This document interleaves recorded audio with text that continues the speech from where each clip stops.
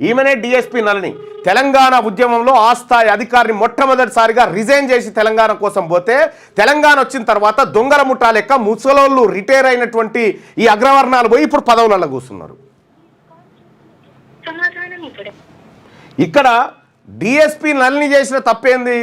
తెలంగాణలో మా పిల్లలు చచ్చిపోతా ఉన్నారు, ఆత్మహత్యలు చేసుకుంటా ఉన్నారని చెప్పి రాజీనామా చేసింది. రాజీనామా చేస్తే మళ్ళీ ప్రభుత్వం పిలిచిన తర్వాత డిపార్ట్మెంట్ ఏం చేసింది? పోలీస్ డిపార్ట్మెంటు ఆమెను సస్పెండ్ చేసేసింది.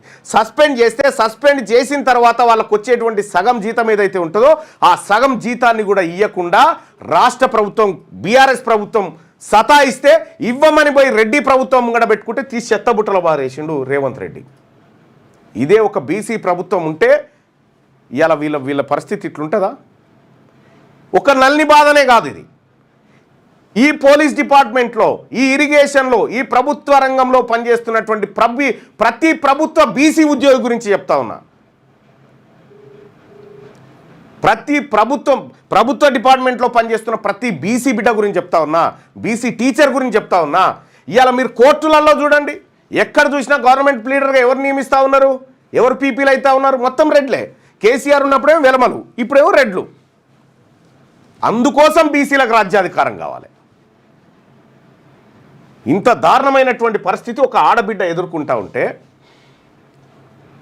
ఇక ఎవరైనా రెడ్డి ఏమో ఆడనో ఈడనో పథకం తెస్తే రేవంత్ రెడ్డి ఇంటికి పిలుచుకొని రివార్డులు అవార్డులు ఇచ్చుకుంటా గౌరవిస్తారు.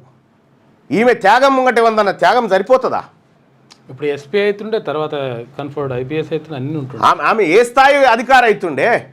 ఆమె జీవితాన్ని నాశనం చేసిందే ఈ అగ్రవర్ణ ప్రభుత్వాలు, అగ్రవర్ణ అధికారులు. ఇలా నల్లికి వచ్చింది, రేపు మనకు వస్తుంది. అందుకోసమే ఈ ప్రభుత్వాలను, ఈ అగ్రవర్ణ ప్రభుత్వం మీ ఓట్లే వద్దు పోరే నిలగొడతా ఉంటే ఇంకా చెప్తా ఉన్నాం కదా క్లియర్గా. బీసీలమంతా తెలంగాణ రాష్ట్రంలో ఒక్కటైనాం, బీసీలమంతా తెలంగాణ రాష్ట్రంలో ఒక్కటై గర్జిస్తూ ఉన్నాం. మా వాటా, మా అధికారం, మా ఇజ్జత్, మా ఇస్సా అని చెప్పి కొట్లాడుతూ ఉన్నాం.